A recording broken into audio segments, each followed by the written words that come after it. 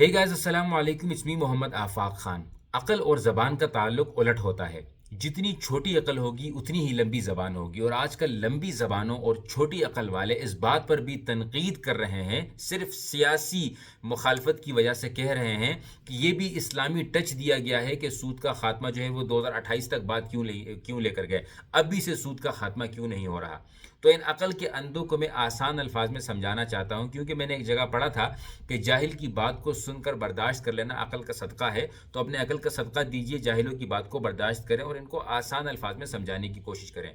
तो मेरे प्यारे भाइयों, ये जो सूद का जो सिलसिला है ना, इसको हम कहते हैं ना कि सूद के दलदल में फंस गए हैं। तो ये दलदल में जब कोई इंसान फंसता है, जिसको इंग्लिश में क्विक सैंड भी कहा जाता है, तो जब कोई इंसान दलदल में फंस जाता है तो ऐसा नामुमकिन है कि वो फ़ौरन से अपने आप को निकाल ले। ये भी नामुमकिन है कि वो किसी को कहे कि मेरा हाथ पकड़ो, मुझे निकालो। अगर किसी ने उसको ज़ोर दिया तो उसका जो जिस्म दलदल में फंस चुका है वो वहीं रह जाएगा, बाकी जिस्म हाथ में आ जाएगा। इतना ख़तरनाक होता है दलदल से फ़ौरन निकलने की कोशिश करना। तो इसके लिए आराम आराम से जगह बनाकर सोच समझ कर निकलने की कोशिश की जाती है, ताकि इंसान की जान भी बच जाए और इंसान दलदल से भी निकल जाए। तो यही एक सूद की एग्जाम्पल है।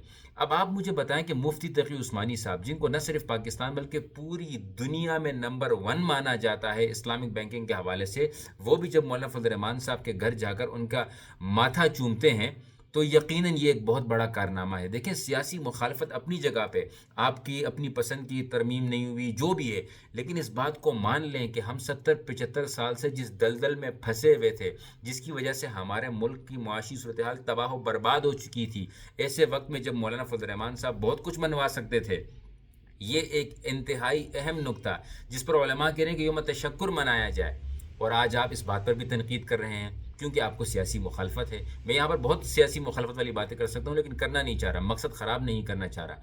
मैं सिर्फ ये कहना चाह रहा हूँ कि अच्छी चीज़ को, खुसूसन जब वो इस्लामिक बात हो, तो उसको सपोर्ट कीजिए। देखें, इस्लामिक टच भी दो तरह के होते हैं। एक होता है तकारीर करना, हाथ में तस्बीह पकड़ लेना, ये होता है इस्लामी टच। दूसरा इस्लामी टच होता है जो कि प्रैक्टिकल में बात करना। आप अंदाज़ा लगाएं कि यही हमारे आइन में मौजूद है ना कि कादियानी काफिर हैं, जिसकी वजह से वो जो है वो तबलीग नहीं कर सकते, अपने लोगों को काफिर नहीं बना सकते, और बहुत सारी चीज़ों पर उन पर पाबंदी है, क्योंकि ये आइन में मौजूद है। जब एक बात आइन में आ जाए तो उसके बाद कोई सवाल नहीं कर सकता। और इसी तरीके से जब ये सूद के खात्मे वाला सिस्टम हमारे आइन में आ जाए तो अंदाज़ा लगाएं। और ये जो 3-4 साल दिए गए हैं, इसके अंदर सिस्टम बनाना पड़ेगा, आवाम को अवेयरनेस देनी पड़ेगी, बैंकिंग के सिस्टम को बेहतर करना पड़ेगा, रेगुलराइज करना पड़ेगा, अथॉरिटीज़ के साथ बात करनी पड़ेगी। बहुत सारी चीज़ें होती हैं जिनको देखना पड़ता है। मैं तो कहता हूँ कि अभी भी 4 साल बहुत कम है, लेकिन सैल्यूट है इन उलमा पर जिन्होंने यकीन सोच समझ कर ये फैसला किया होगा कि 3-4 सालों में इस गंद को मुकम्मल तौर पर फ्री पाकिस्तान जो है हमारा इंटरेस्ट फ्री हो जाएगा। अंदाज़ा लगाएं, इंटरेस्ट फ्री पाकिस्तान, अंदाज़ा लगाएं। और अगर किसी को सूद की लानत मालूम करनी हो ना, तो किसी ऐसे बंदे से पूछ लीजिए जिसने किसी पर सूद पर कर्ज लिया हो, उसको अंदाज़ा होगा। वो कहते हैं कि मेरी जान ले लो लेकिन मुझे सूद से बचा लो। तो ये यकीनन ये जो बेचारे कम अकल हैं, ये कम अकली का मुजाहरा कर रहे हैं। इस तरह न किया जाए और इस चीज़ों को सपोर्ट किया जाए।